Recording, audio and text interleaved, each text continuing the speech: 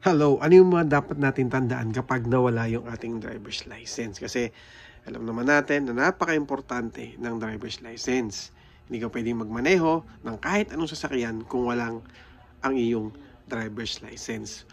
Unang-una, kung nawala ito, hindi mo na makita, ay kailangan mong kumuha ng bago at ang dapat mong gawin pumunta muna sa notary public.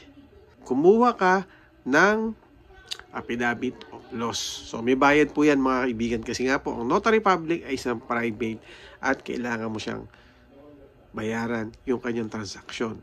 After mong pumunta sa notary public, pwede na po tayong pumunta sa LTO, sa pinakamalapit na LTO sa lugar ninyo. Hindi nyo na po kailangan pumunta kung saan ka nag-renew ng iyong driver's license.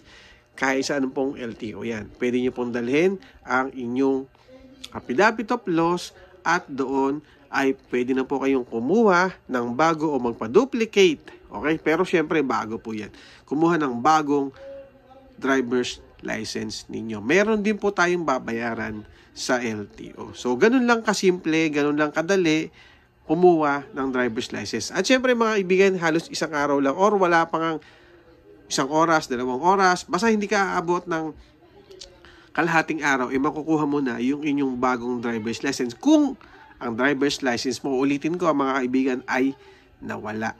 Okay? So, ganun lang kasimple lang mga kaibigan na pagkuha ng bagong driver's license kapag po ito ay nawala. Yun lang mga kaibigan na maraming salamat sa pagsuporta kay Papa Henry. Kung umabot ka sa video na to, syempre huwag nyo kakalimutang mag-subscribe pa rin sa aking channel. At inuulit ko, kailangan po nating alagaan, protektahan natin ang ating driver's license kasi po napaka-importante nito.